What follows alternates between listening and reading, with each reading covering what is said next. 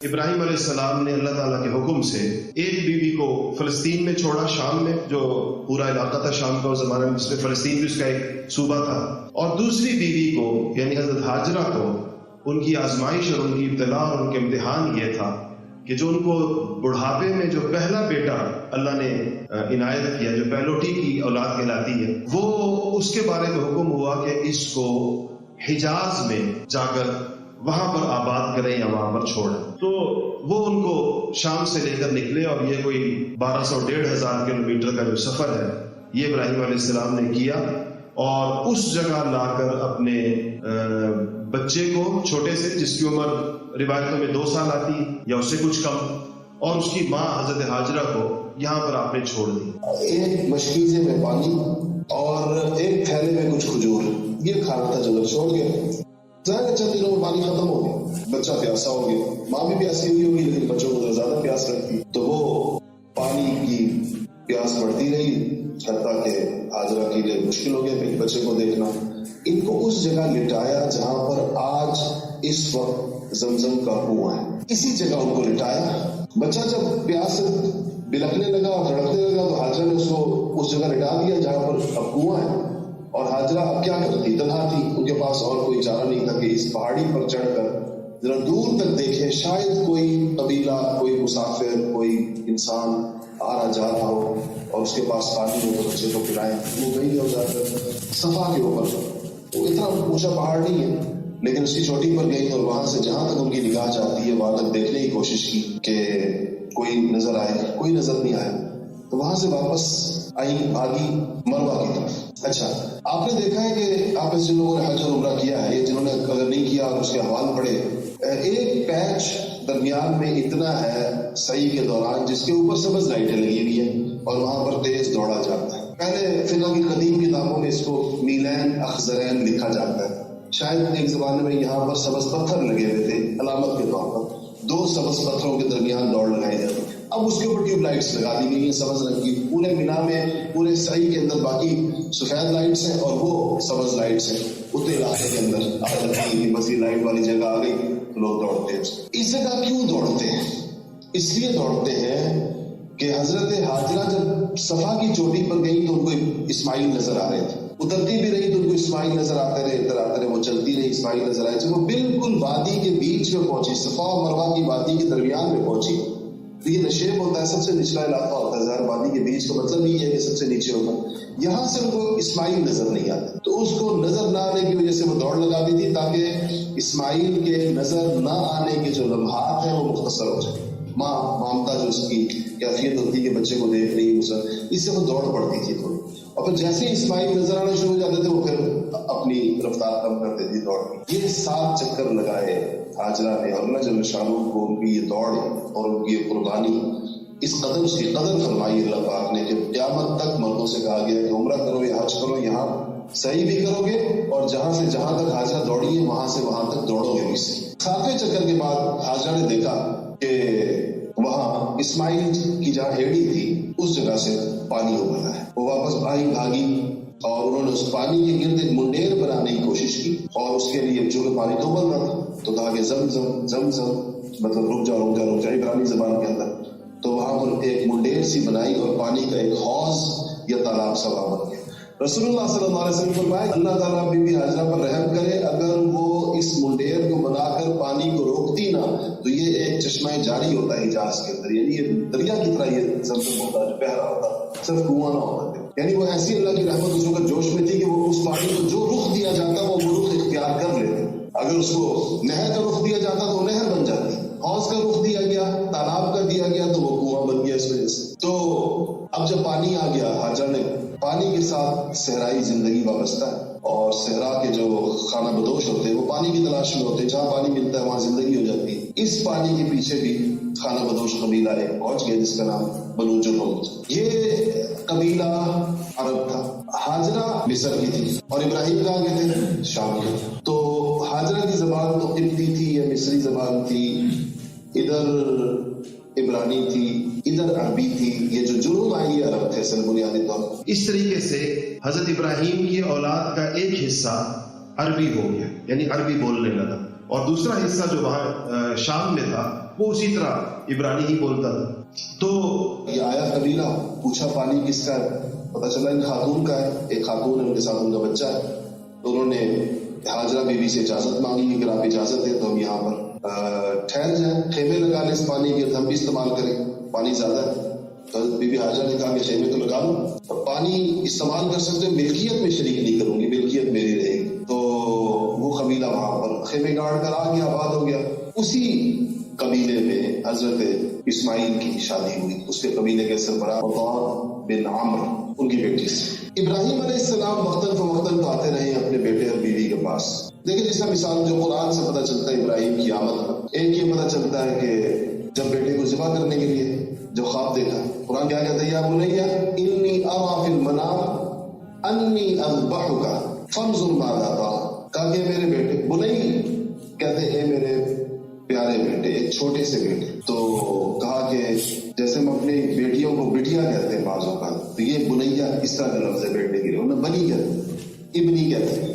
تو کہا کہ اے میرے بیٹے, یا بنی انی ارى, میں دیکھتا ہوں فی المنام, خواب کے اندر, کہ انی اذبحک, کہ میں تمہیں ذبح کروں. اچھا, نبی کا خواب چونکہ سچا ہوتا ہے اور وحی کی قسم ہے, نبی کو جو وحی آتی ہے اس کی مختلف اقسام ہیں, 7 8 10 قسموں سے وحی آتی ہے. ان میں سے ایک رویائے صادقہ یعنی سچے خواب بھی ہے. نبی پاک جیسے یوسف علیہ السلام نے خوابوں کی تعبیر بتاتے تھے, اور ان کو انبیاء کو اس کا زیادہ اندازہ ہوتا ہے کیا ہے. حدیث شریف میں آتا ہے کہ سچے خواب تو کسی اور بندے کو بھی آتے ہیں, نبوت کا 46واں حصہ ہے, یعنی کہ سچا خواب بھی بہت بڑی اہمیت ہے. یہ الگ بات ہے کہ خواب کی تعبیر کیا ہو, یہ خود ایک بہت بڑا فن ہے. اکثر اوقات خواب کا ظاہر مراد بھی نہیں ہوتا.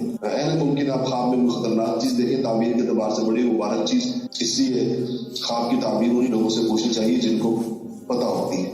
تو انہوں نے خواب دیکھا تو وہ آئے اور بیٹے سے پوچھا, تو بیٹے نے کہا قرآن کی جو آیات ہے, انہوں نے کہا کہ یا ابت افعل ما تؤمر ستجدنی انشاءاللہ من الصابرین, کہ ابا جو آپ کو حکم ہوا ہے آپ اس پر عمل کیجیے, جہاں تک میری بات ہے تو مجھے آپ صبر کرنے والوں میں سے پائیں گے. یہ ابراہیم کی آمد ہوئی ہے نا, حجاز آ کے جو یہ واقعہ رونما ہوا جو خود قرآن کی آیات کے اندر موجود. اسی طرح قرآن کی آیات کے اندر ایک اور موقع موجود ہے, دونوں باپ بیٹے کا ذکر اکٹھا آتا ہے. وَإِذْ يَرْفَعُ إِبْرَاهِيمُ الْقَوَاعِدَ مِنَ الْبَيْتِ وَإِسْمَاعِيلُ, دونوں باپ بیٹا نے مل کر کیا کیا, خانہ کعبہ تعمیر کیا.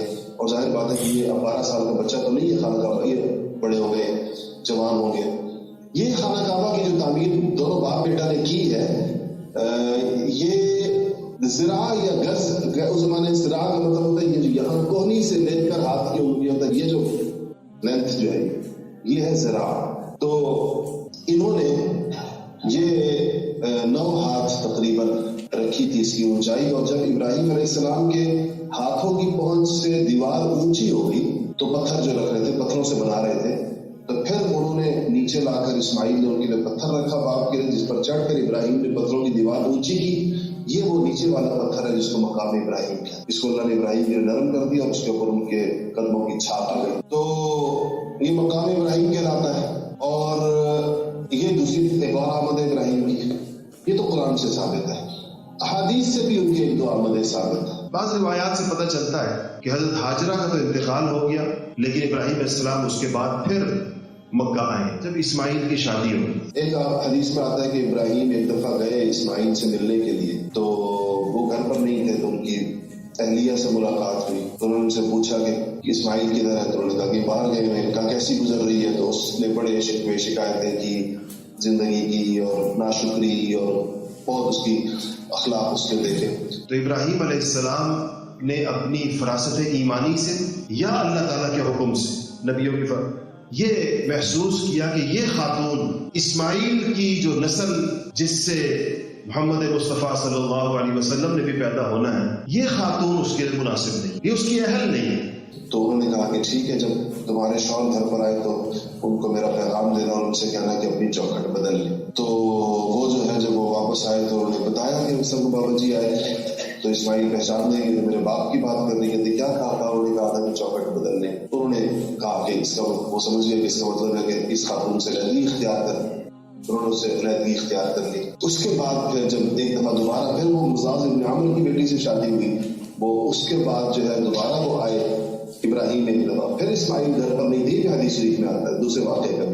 تو انہوں نے ان سے پوچھا کہ کہا نہیں ہے, کہا کیسی گزر رہی ہے, اس نے بڑی شکر گزاری, بہت اللہ کا فضل ہے, بڑا اللہ کا کرم ہے, کوئی انتہائی صاحب ایمان اور صاحب شکر خاتون تھی. تو ابراہیم علیہ السلام نے کہا ٹھیک ہے، جب تمہارے شوہر در پر آئے تو ان سے کہنا کہ میری کوئی آیا تھا اور وہ یہ کہہ گیا کہ اپنی چوکھٹ کو مضبوطی سے تھام کے رکھے. تو وہ جب آئے تو انہوں نے جب علامات بتائی وہ سمجھ گئے کہ میرے والد.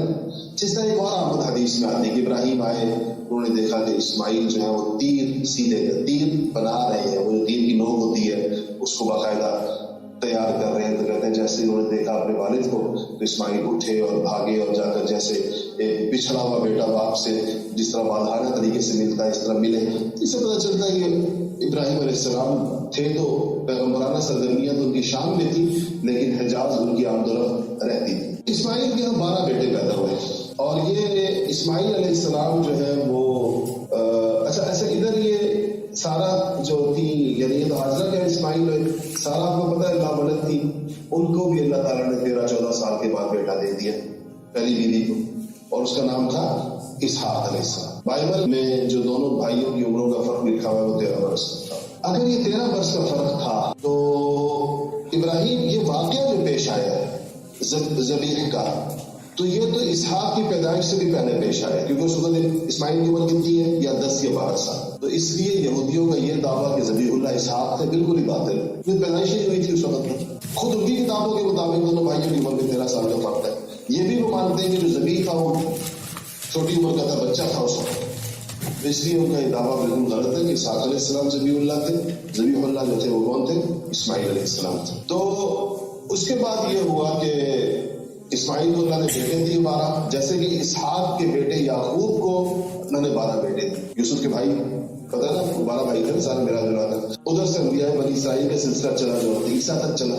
ادھر ان کے 12 بیٹے ہوئے. ان 12 بیٹوں میں سے 10 بیٹوں کی اولاد کے بارے میں ہمارے پاس کوئی بہت مستند چیزیں موجود نہیں ہے کہ اس وقت وہ کون سے لوگ ہیں جو اسماعیل علیہ السلام کے ان 10 بیٹوں کی اولاد ہیں. نام ان کے سیرتی کتابوں میں لکھے ہوئے ان کے بیٹوں کے آرا بھی ہیں مورخین کی 2 بیٹے ایسے ہیں جن کی اولاد کو جانا گیا، آج بھی جانی جاتی ہیں، اور وہ گوشہ گمنامی میں نہیں گئی، یعنی ان کو شہرت حاصل ہوئی.